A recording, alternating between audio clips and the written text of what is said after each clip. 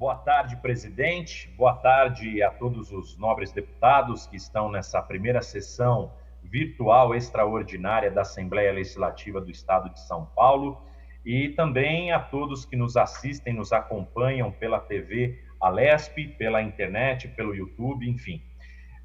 No momento desse, como estamos passando, né, dessa crise, dessa pandemia do Covid-19, eu mesmo já fiz mais de 20 indicações ao governo do estado e gostaria de sugerir algumas opiniões e principalmente um aspecto relacionado a essas indicações que são feitas no Diário Oficial. Bom, primeiramente, a dificuldade que nós estamos tendo em São Paulo com o tempo de retorno dos testes, que estão demorando aí aproximadamente 15 dias. Isso está fazendo que nós não tenhamos o número preciso da quantidade de infectados que estão nos hospitais. Acompanhei hoje alguns números pela própria coletiva de imprensa do governo do estado, são 12 mil pessoas aproximadamente aguardando o retorno desses testes, onde desses 12 mil, 500 são casos graves, e desses casos graves, provavelmente são 500 com uma probabilidade muito maior de estarem infectados. Então, o teste é o que há de mais importante no combate a essa pandemia. Como a China mesmo adotou essa metodologia e medindo a temperatura das pessoas em carro, nos trânsitos, na rua, isso foi algo muito eficiente que funcionou por lá para causar o achatamento da curva de contágio da população. Agora, o que nós precisamos realmente, e pedir isso ao governo do estado, que nós consigamos algum método de fazer, é com que os hospitais, os postos de saúde não fiquem sem EPIs. Eu sei que isso é uma falta no mundo.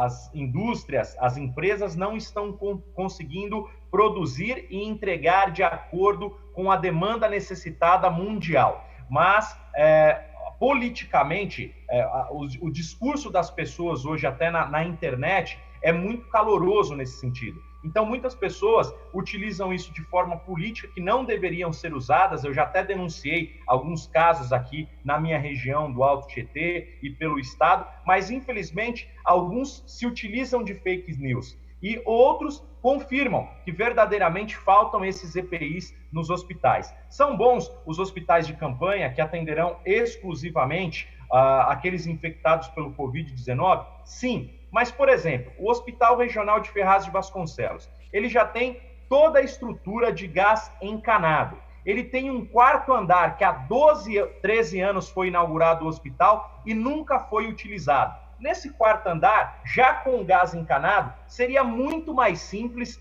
instalar por volta aí de 30 a 50 leitos de UTI e já utilizando esse gás que o hospital possui. Isso facilitaria muito a vida. Então, eu acredito muito que o governo, além de estar fazendo esses hospitais de campanha, ele precisa investir em hospitais dele mesmo, principalmente os cardeais, que estão com espaços vagos, espaços vazios. Nós temos uma ala inteira pediátrica aqui de um andar inteiro, que a gente tem lutado muito para sua abertura, está concluindo as reformas, mas que está lá parado. Um outro andar, o segundo andar, que é a psiquiatria, um andar inteiro também, que por problemas de vazamento, de infiltrações, que isso já se vem há 6 anos atrás, também está inteiramente parado. O Hospital de Ferraz de Vasconcelos hoje, que é o regional, um hospital com 9 andares, ele poderia disponibilizar aí no mínimo 4 andares completos para atender essas pessoas que estão sendo mais necessitadas e agravadas os seus casos pelo contágio do Covid-19. Isso passariam tranquilamente de 100 leitos de UTI, 150 leitos de UTI em Ferraz de Vasconcelos. Então, eu quero fazer esse apelo ao governador, eu quero fazer esse apelo ao governo. São levantamentos de dados que eu já fiz, eu já tenho em mãos até de equipamentos, o que seria necessário, mais de RH, mas que esses hospitais que já existem do governo sejam utilizados para o combate ao coronavírus. Eu sei que o governador encaminhou, de acordo com a quantidade populacional dos municípios, um valor de repasse para a área da saúde. Mas, por exemplo, esses hospitais que são do Estado não estão sendo contemplados. Esse recurso está indo para onde? Para os postos de saúde. E quando a população ela está doente, o que ela está acostumada a fazer? Ir diretamente no hospital. Ela não vai em posto de saúde. Porque em posto de saúde, a gente já sabe que um exame para sair demora 2, 3, 5, 10 meses, 1 ano. Então, ela prefere perder 8, 9, 10 horas no hospital e sair com o seu exame pronto do que ficar aguardando alguns meses na sua casa até esse exame ficar pronto. Então, isso já condicionou a população a 80% dela se dirigir aos hospitais, neles, muitas das vezes, do Estado ou federal, para resolver o seu problema. Então, acredito hoje que a maior demanda da população se direciona ao hospital e não aos postos de saúde. Falar também aqui sobre os caminhoneiros. Eu tenho visto diversas reclamações de caminhoneiros, que eles não estão conseguindo se alimentar nas estradas. Então, isso é algo que o governo precisa sempre deixar muito claro. Primeiro, para os que ainda estão com medo de sair para as estradas, saber que tem os locais de alimentação disponível, que ele terá sua alimentação, e principalmente para dar uma maior tranquilidade para as famílias desses profissionais. E eu peço que o governo faça uma divulgação ainda maior nesse sentido e principalmente nesses grupos.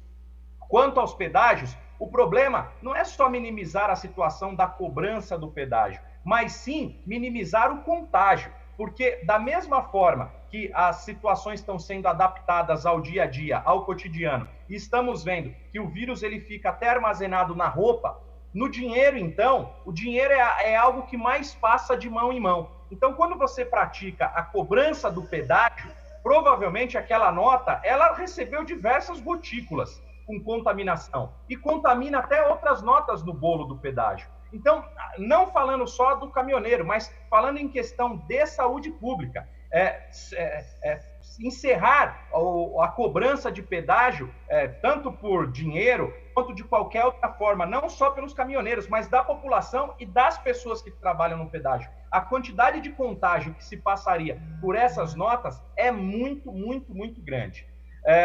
Queria falar também sobre as contas de água, energia e gás. Eu sei que o governo fez uma conversa com as companhias, não foi via decreto, e que até 31 de maio serão suspensos os cortes. Mas tudo bem, ok, suspensão dos cortes até 31 de maio. E após isso, como a população vai pagar por essas contas? Ela vai precisar pagar, a partir de 1º de junho, essas contas à vista? Ela vai precisar pagar essas contas com juros, com mora, com multa? Então, isso é algo que nós precisamos também debater e dar uma tranquilidade para a população. Poxa, isso vemos depois. Ok, só que principalmente nós, como autoridades, como deputados, representantes da população, acabamos recebendo muitos comentários em redes sociais, em WhatsApp, em ligações, e isso é algo importante para que a gente consiga levar até a população uma resposta mais precisa. Como a própria diluição desses valores nos próximos 12 meses, 6 meses, 4 meses, e pedir para aquelas pessoas que têm condições de pagar, que paguem em dia suas contas. Até porque 47% de toda a arrecadação da empresa, da companhia de energia, advém das residências. Se essas pessoas que têm condições deixarem de pagar, haverá um colapso. Daqui a pouquinho não teremos mais fornecimento. Por que eu falei da situação dos caminhoneiros? Porque, por exemplo, eu sou da cidade de Ferraz de Vasconcelos. Estou aqui na cidade de Ferraz de Vasconcelos. Aqui, a Comgás não tem, outra companhia, não tem gás encanado. Então, o sistema de gás aqui é pelo botijão, né? O GLP, aquele botijão de 13 quilos. E está faltando consecutivamente o gás na cidade. Quando chega, já faz aquela fila enorme. Então, não estamos tendo desabastecimento? Ainda não, mas que foi reduzido, foi reduzido. Governador, precisamos ter situações de facilidade para o transporte, para esses caminhoneiros, para essas empresas, para que o desabastecimento não ocorra. E é nisso que nós temos trabalhado, utilizado o nosso mandato e lutado, né? Porque hoje a nossa prioridade não é só a economia. Nossa prioridade passou a ser a sobrevivência e a alimentação. Então hoje a prioridade do mundo. Para concluir, deputado Rodrigo. Sobreviver. Muito obrigado pelo espaço, presidente.